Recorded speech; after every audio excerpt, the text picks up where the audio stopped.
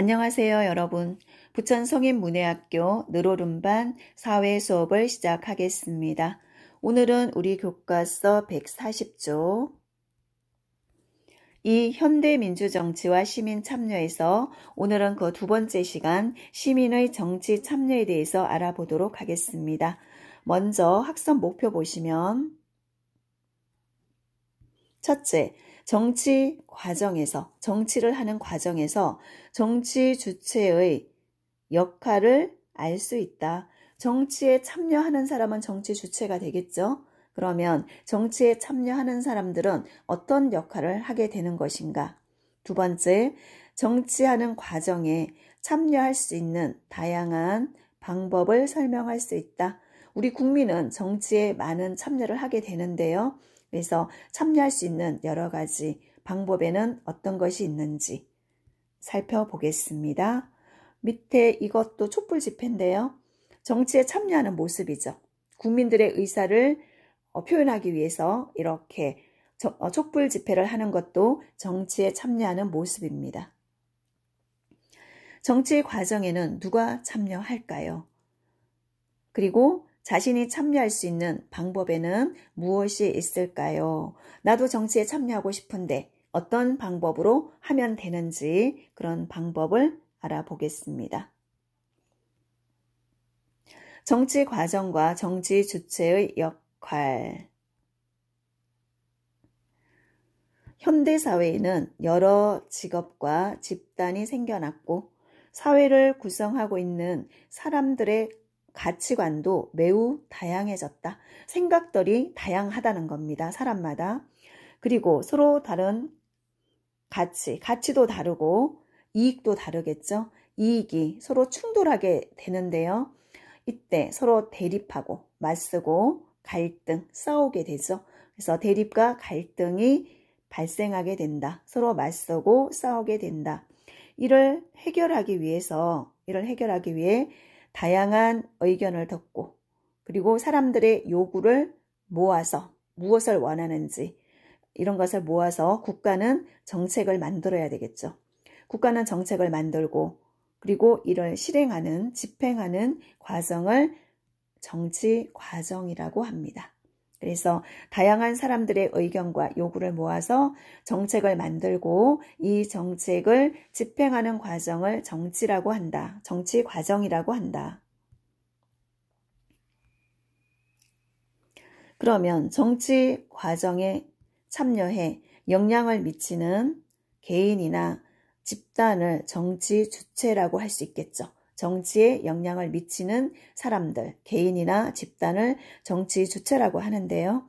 현대사회에서는 다양한 정치 주체가 정치 과정에 참여하고 있다. 정치 주체가 다양하다는 거죠. 개인이 될 수도 있고 집단이 될 수도 있고 이렇게 정치 과정에 참여하고 있습니다. 그러면 정치 주체에는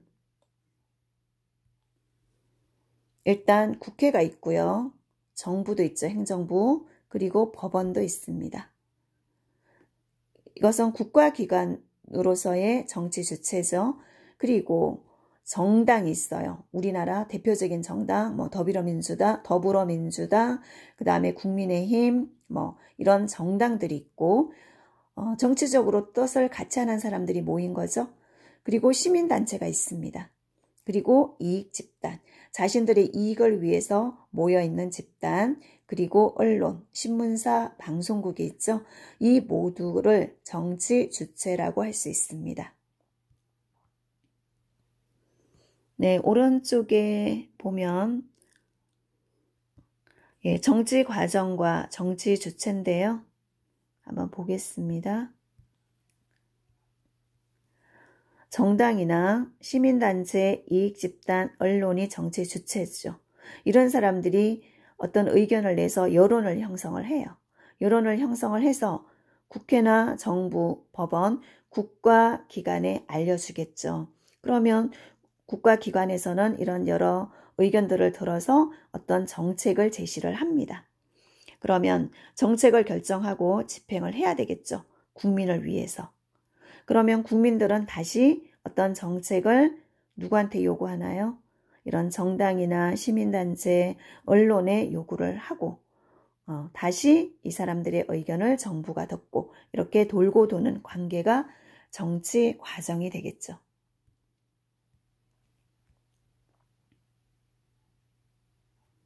다음, 정치 주체 중에서 국가기관이죠. 네, 입법부, 행정부, 사법부 이런 국가기관은 정책을 만들어야 하고 이 정책을 실제로 행해야 되겠죠. 집행한다고 해요. 집행하며 정책 집행 과정이 올바른지 판단하는 핵심적인 역할을 하는 곳이 정치 주체들이다. 잘 하는지. 그리고 정당은 정치 권력을 얻기 위해 정치적 견해가 비슷한 사람들끼리 모인 집단이죠. 그래서 정치적 의견이 비슷한 사람들끼리 국민의힘에 모여 있고 또는 또 다른 의견을 가진 사람들은 민주당에 모여 있고 이것을 정당이라고 합니다. 그리고 정당은 국민의 다양한 요구를 수렴해서 우리가 정당에다가 우리의 요구를 말할 수 있어요. 그러면 정당은 국민들의 요구를 수렴해서 정책 대안을 마련하죠.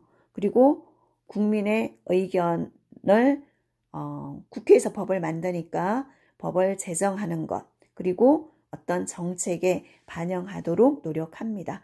법을 제정하기도 하고 국민의 의견을 담아서 정책에 반영하기도 한다.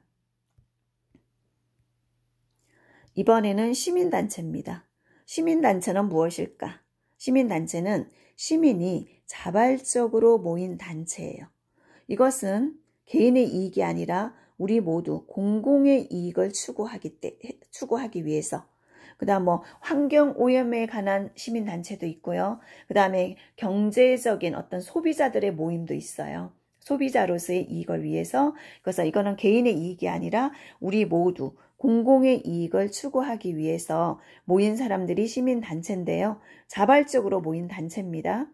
그리고 여러 사회 문제를 해결하고자 노력한다.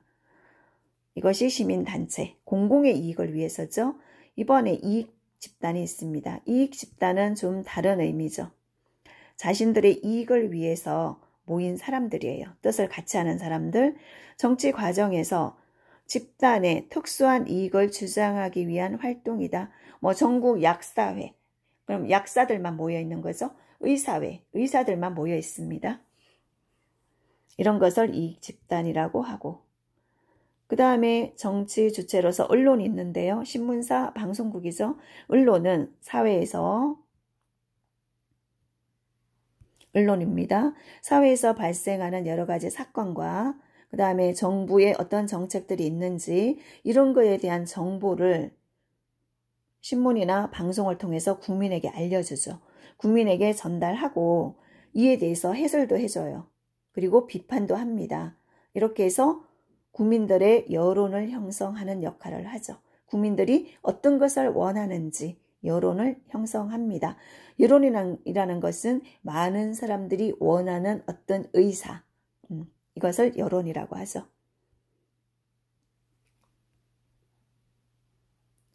그러면 시민들은 어떻게 정치에 참여하고 있는가? 시민의 다양한 정치 참여입니다. 시민은 다양한 방법으로 정치 과정에서 자신의 의견과 요구를 정책에 반영하려고 한다.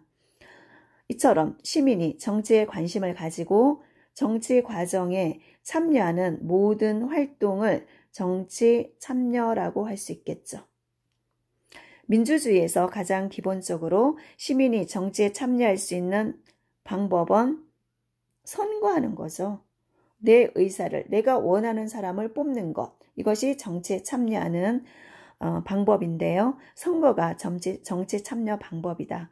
그리고 선거 외에도 시민은 자신이 추구하는 가치나 이익에 맞는 단체를 지지할 수도 있고요. 그 다음에 해당 단체에 직접 들어가서 활동할 수도 있습니다. 내가 어떤 정당에 가입해서 정당 활동을 할 수도 있고요. 이익단체에 들어가서 내 이익을 위해서 나와 뜻을 같이 하는 사람들과 함께 활동할 수도 있고 그리고 내가 뜻하는 바가 있으면 공익을 위해서 시민단체에 들어가서 활동할 수도 있습니다. 네, 그러면 선거 외에 시민이 자신이 추구하는 가치나 이익에 맞는 단체를 지지할 수도 있고 그 해당 단체에 들어가서 활동할 수도 있다 그랬어요. 활동하는 등의 방법으로 정치에 참여할 수 있다. 예를 들어서 정당을 지지하거나 내가 민주당을 지지할 수도 있고 국민의힘을 지지할 수도 있겠죠. 정당을 지지할 수도 있고 그 다음에 내가 직접 그 당의 당원으로 가입할 수 있습니다. 그렇게 해서 활동을 할 수도 있어요. 그리고 나와 이익이 맞는 집단이 있다면 이익 집단에 가입해서 자신이 속한 집단의 이익을 주장하는 활동도 할 수 있습니다. 내가 약사라면 대한약사회에 들어갈 수 있겠죠. 내가 의사라면 대한의사회에 들어갈 수 있습니다. 그리고 또한 시민단체 회원으로 가입해서 사회 문제에 대해서 시민들의 관심을 촉구하고 입법이나 어떤 법을 만들거나 공익을 위해서 어떤 입법을 하거나 그다음에 어떤 정책을 결정을 하도록 요구할 수 있겠죠. 법 만들어 달라, 정책을 만들어 달라, 정책 결정을 요구하는 활동을 펼칠 수도 있습니다. 공익을 위해서 시민단체 활동을 할 수도 있다.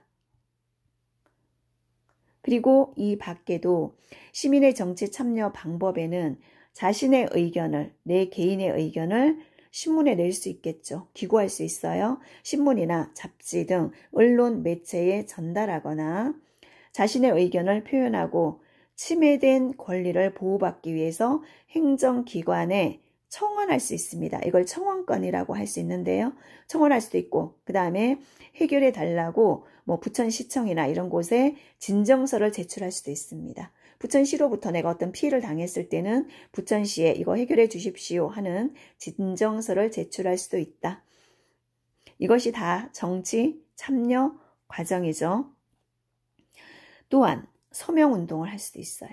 많은 사람의 의견을 모아서 어떤 정치단체에 보낼 수도 있겠죠. 그리고 자신이 지지하는 집회에 참여하는 방법, 촛불 집회, 이렇게 집회에 참여할 수 있습니다. 법적으로 물론 정해진 한도가 있겠지만 법에 저촉되지 않는 한도 내에서는 집회에 참여할 수 있는 자유도 있습니다. 권리가 있는 거죠. 그리고 각종 단체나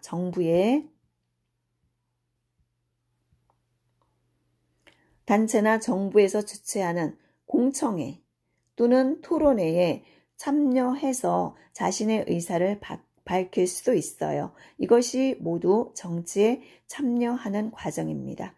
이와 같이 시민의 다양한 정치 참여는 인터넷 등 정보통신 기술이 발달하면서 더욱 활발히 이루어지고 있다. 우리 어떤 여러 가지 정책이나 정치 과정에 대해서 댓글을 달 수도 있죠. 댓글을 다는 것도 정치에 참여하는 겁니다. 그리고 지역 주민이 지역의 주인으로서 생활과 관련된 문제를 직접 해결하는 과정에서 다양한 방법으로 정치에 참여할 수도 있다. 주민들이 지역의 현안 문제를 해결하고자 우리 지역의 어떤 문제를 해결하고자 스스로 정책 결정에 참여하는 것을 주민참여제도라고 해요. 주민참여제도, 부천시의 어떤 문제를 해결하기 위해서 주민들이 참여하는 것을 주민참여제도라고 한다. 이는 광역자치단체, 광역시죠. 그리고 기초자치단체에서 실시하고 있다. 광역자치단체는 광역시 도가 해당되겠죠. 광역시나 도, 우리는 도에 들어가죠. 경기도기 때문에. 그리고 기초자치단체는 부천시가 되겠네요.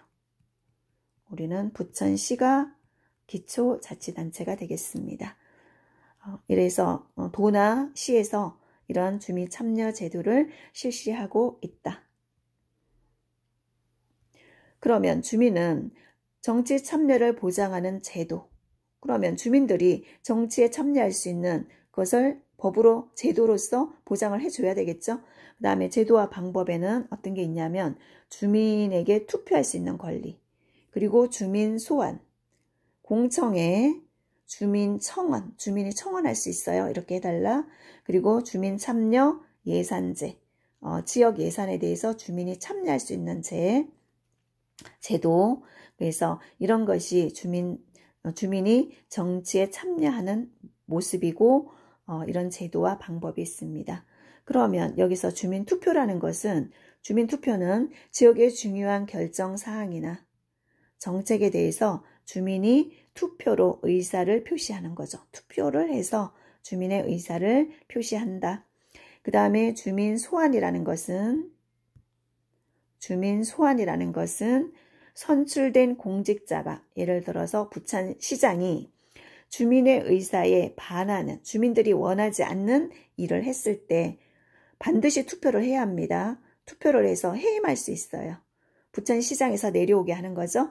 반드시 어떤 법에 정해진 절차에 따라서 해임할 때도 투표는 꼭 해야 합니다. 부천시장을 해임할 수 있는 몇 표 이상 찬성을 해야 해임할 수 있겠죠. 반드시 투표를 해서 해임할 수 있죠. 이것을 주민 소환이라고 합니다. 주민들이 부천시장을 다시 불러들인다. 마음에 안 들어서 반드시 투표를 해서 해임을 할 수 있다. 그 다음에 공청회가 있는데요. 공청회라는 것은 무엇인가 하면 국가기관이 문제를 해결하기 위해서 어떤 문제가 생겼을 때 마련한 정책이나 대안을 공개적으로 설명도 해주고 이와 관련한 다양한 의견을 듣는 것을 공청회라고 해요. 예를 들어서 부천시에 쓰레기 소각장을 만들겠다. 그러면 소각장이 필요하긴 하지만 우리 부천 시민으로서는 별로 반가운 소식이 아니죠. 그러면 이것을 해결하기 위해서 부천시에서는 공청회를 하겠죠. 그럼 부천 시민들이 몰려가서 그 내용에 대해서 설명을 듣고 그 다음에 여러 가지 의견을 낼 수 있는 것을 공청회라고 합니다. 그 다음에 주민청원. 주민청원은 주민이 지방자치단체에 희망하는 것, 이러이런 것을 원한다. 그리고 이것은 고쳐주었으면 좋겠다. 개선사항을 반드시 문서로 제출해야 합니다. 문서로 제출하는 것을 주민청원이라고 해요. 주민들이 원하는 것을 청한다. 반드시 문서로서 제출해야 한다. 그 다음에 주민이 이번에는 지역의 예산을 내년도 예산을 올해 편성을 하겠죠. 내년 예산 편성에 주민이 참여할 수 있는 제도죠. 주민 예산 편성 과정에 참여해서 주민의 의견이 반영되도록 하는 제도를 주민 참여 예산제라고 한다. 내년 예산에 주민이 직접 참여한다는 거죠. 참여해서 살펴보는 거예요.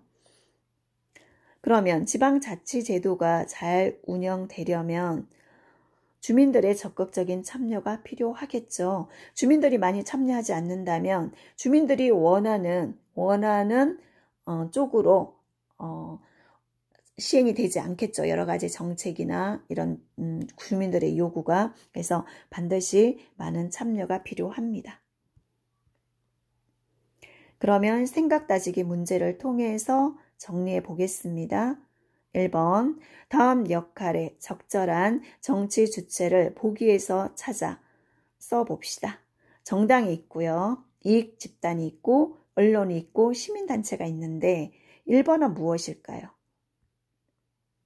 사회에서 발생하는 여러 가지 사건과 정부 정책 등에 대해서 정보를 전달해줘요. 알려주는 거죠. 이런 사건이 있었고 이런 정책이 있습니다. 이렇게 알려줘요. 그리고 이에 대해서 해설도 해주고 또 잘못된 거는 비판까지 제공을 해주죠. 그럼 이거를 보고 시민들이 어떤 의견을 내겠죠. 그래서 시민들이 많이 원하는 쪽의 의견을 여론이라고 합니다. 그래서 여론을 형성하는 역할을 하는 곳은 어딘가요? 정보를 주는 곳이니까 언론이 되겠죠.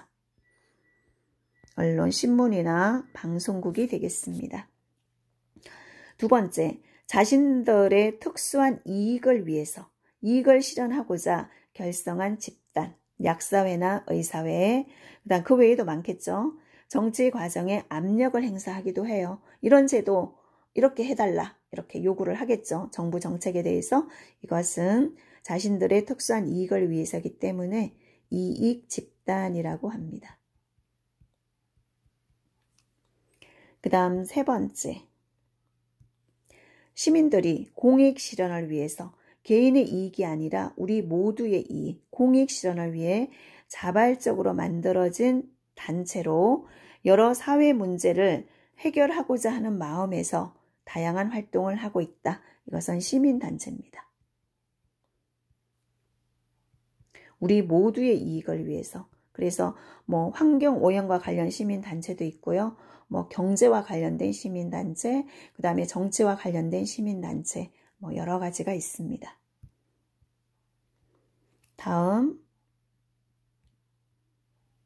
다음 주민 참여 제도를 설명한 것입니다. 바르게 연결해 봅시다. 주민 투표가 있고 공청회가 있고 주민 참여 예산 제도가 있죠. 그러면 첫 번째, 지역의 예산을 편성하는 과정에 주민이 참여해서 의견을 반영하는 것, 예산과 관련했으니까 주민 참여 예산 제도겠죠. 두 번째, 지역의 중요한 결정 사항이나 정책에 대해서 주민이 직접 정치적 의사를 결정한다. 의사를 결정하는 거니까 투표로 결정을 하죠. 그 다음 국가기관이 문제를 해결하기 위해서 마련한 어떤 정책이나 대안에 대해서 먼저 설명도 해주고 공개 설명하는 거죠. 여러 사람 불러놓고 그리고 주민들의 의견을 듣는 것을 공청회라고 합니다.